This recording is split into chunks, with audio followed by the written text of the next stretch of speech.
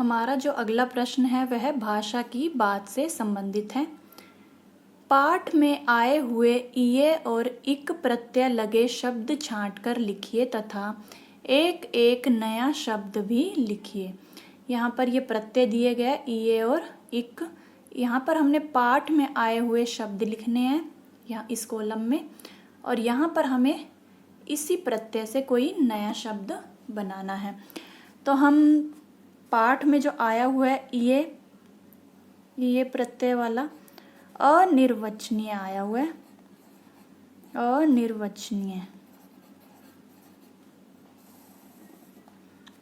अनिर्वचनीय और इक वाला आ रखा है, आया हुआ है नैमित्तिक।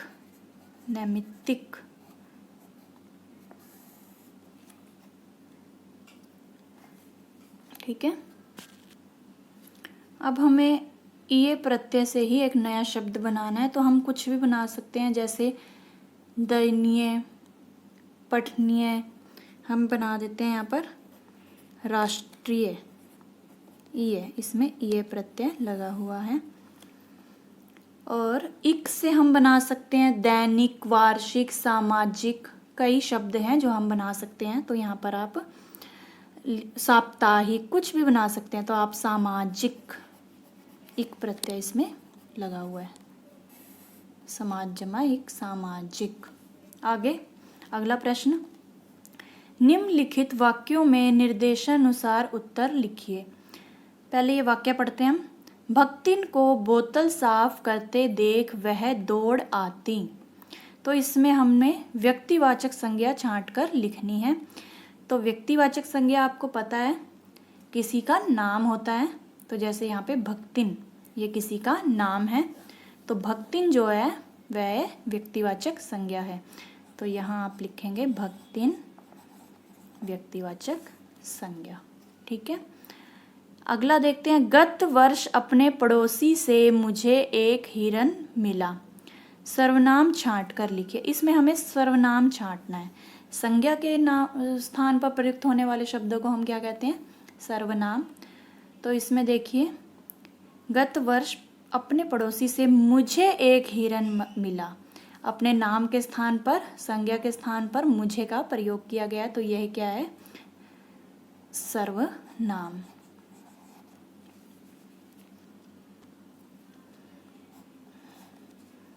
मुझे। ग्रीवा अधिक बंकिम और लचीली हो गई थी। तो विशेषण छांटना है। इसमें हमने विशेषण, आपको पता है संज्ञा और सर्वनाम शब्दों की विशेषता प्रकट करने वाले शब्दों को विशेषण कहते हैं। जैसे ग्रीवा अधिक बंकिम और लचीली हो गई, तो यहाँ पर विशेषण क्या है? बंकिम और लचीली। बंकिम और लचीली।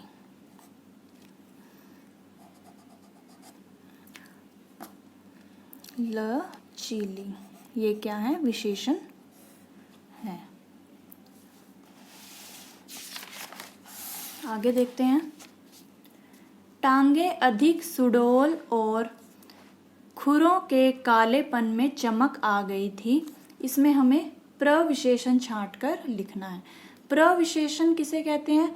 जो विशेषण की भी विशेषता बताए, यानी विशेषण की भी विशेषता बताने वाले शब्दों को हम क्या कहेंगे?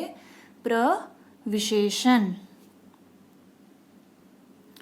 तो इसमें है अधिक। देखिए, सुडौल तो है विशेषण शब्द, लेकिन इसकी भी विशेषता क्या है कि ये अधिक सुडौल है। टांगे कैसी हैं उसकी? सुडौल तो है, अधिक सुडौल है। तो ये विशेषण की भी विशेषता बता रहा है, तो ये क्या हुआ? प्रविशेषण। ठीक है। तो इसमें अधिक जो है प्रविशेषण है। भीतर आने पर वह मेरे पैरों से अपना शरीर रगड़ने लगती। क्रिया का भेद लिखिए यहाँ पर कि यहाँ पर कौन सी क्रिया हो रही है। क्रिया देखिए कौन सी हो रही है? रगड़ने की। यहाँ पर कौन सी क्रिया हो रही है? रगड़ने की। और क्रिया का भेद कौन सा है? सकर्मक है या अकर्मक है? तो यहाँ पर हमें लिखना है सकर्मक क्रिया। सकर्मक क्रिया का अर्थ है कर्म के साथ, जहां पर कर्म की आवश्यकता बनी रहती है। जैसे भीतर आने पर वह मेरे पैरों से रगड़ने लगती। तो अब यहाँ पर अगर ये ना पढ़े हम कि अपना शरीर रगड़ने लगती, जैसे हमने पढ़ा भीतर आने पर वह मेरे पैरों से रगड़ने लगती, तो अब हमें यहाँ पर कर्म की आवश्यकता है कि क्या रगड़ने लगती। क्या प्रश्न उठ गया कि क्या रगड़ती है वो। तो फिर हमने क्या पूरा वाक्य जब पढ़ा कि अपना शरीर रगड़ने लगती, तो कहने का अर्थ है कि अगर अपना शरीर हम यहाँ पर नहीं पढ़ेंगे वाक्य में तो पैरों से रगड़ने लगती, तब ये वाक्य हमारा जो है पूरा नहीं है। इसमें कर्म की आवश्यकता बनी हुई है और जहाँ पर कर्म की आवश्यकता बनी रहती है वाक्य में, वहाँ पर सकर्मक क्रिया होती है। तो यहाँ पर रगड़ना जो है क्रिया है, क्रिया हो रही है, और सकर्मक क्रिया उसका भेद है। अगला प्रश्न हमारा जीवन मूल्य से संबंधित है, तो देखते हैं। इतनी बड़ी हिरनी को पालने वाले तो कम थे, परंतु उसमें खाद्य और स्वाद प्राप्त करने के इच्छुक व्यक्तियों का बाहुल्य था, यानी अधिकता थी। बाहुल्य का अर्थ होता है अधिकता। पशु पक्षियों के प्रति हमारा व्यवहार कैसा होना चाहिए। तो उत्तर देखते हैं। पशु पक्षियों के प्रति हमारा व्यवहार मानवीय होना चाहिए, कि जैसा हम व्यवहार किसी मानव के साथ करते हैं वैसे ही हमें पशु पक्षियों के साथ भी व्यवहार करना चाहिए, क्योंकि उनमें भी संवेदना होती है, उन्हें भी सुख दुख का एहसास अनुभव होता है, वे भी प्रेम के भूखे होते हैं। इसलिए हमें पशु पक्षियों के प्रति संवेदनशील होना चाहिए, कि जिस प्रकार किसी मानव को दुख या सुख की अनुभूति होती है, उसी प्रकार जो पशु पक्षी हैं उन्हें भी पीड़ा का अनुभव होता है, सुख या दुख का अनुभव होता है। तो हमें उनके प्रति हमेशा अच्छा व्यवहार रखना चाहिए, संवेदनशील होना चाहिए। अगला प्रश्न। प्रस्तुत पाठ के आधार पर महादेवी वर्मा की स्वभावगत विशेषताओं का वर्णन कीजिए। आज के संदर्भ में इसकी उपयोगिता के बारे में बताइए। कि महादेवी वर्मा का जो स्वभाव था, उस स्वभाव में क्या क्या विशेषताएं थी और आज के ज़माने में, आज के समाज में इसकी क्या उपयोगिता है। उत्तर देखते हैं। महादेवी वर्मा एक अभद्र महिला होने के साथ साथ पशु पक्षियों से अगाध यानी अत्यंत प्रेम करने वाली करुणामयी स्त्री भी थी।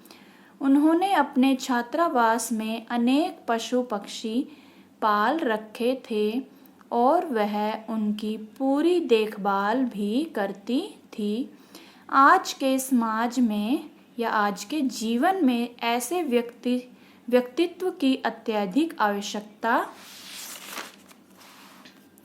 है, क्योंकि आज के समय में मनुष्य दिन प्रतिदिन पशु पक्षियों के प्रति अपने क्रूर स्वभाव का परिचय देता रहता है। इसलिए आज के समय में पशु पक्षियों के प्रति करुणाजन्य स्वभाव रखने वाले व्यक्तित्व की नितांत आवश्यकता है, कि हमें पशु पक्षियों के साथ क्रूरता का व्यवहार नहीं करना चाहिए, बल्कि उनके साथ करुणाजन्य व्यवहार करना चाहिए, क्योंकि उन्हें भी पीड़ा या सुख दुख का अनुभव होता है। और अपने व्यक्तित्व में ऐसे भाव उत्पन्न करने चाहिए जो पशु पक्षियों के लिए क्रूरतापूर्ण ना हो और हमें पशु पक्षियों के प्रति संवेदनशील बनाएं। तो ये थे पाठ 17 के सोना के अभ्यास के प्रश्न, जिन्हें हमने आज किया इस वीडियो में। आशा करती हूँ आपको ये प्रश्न अच्छे से समझ में आ गए होंगे। तो मिलते हैं अगली वीडियो में, तब तक के लिए नमस्कार।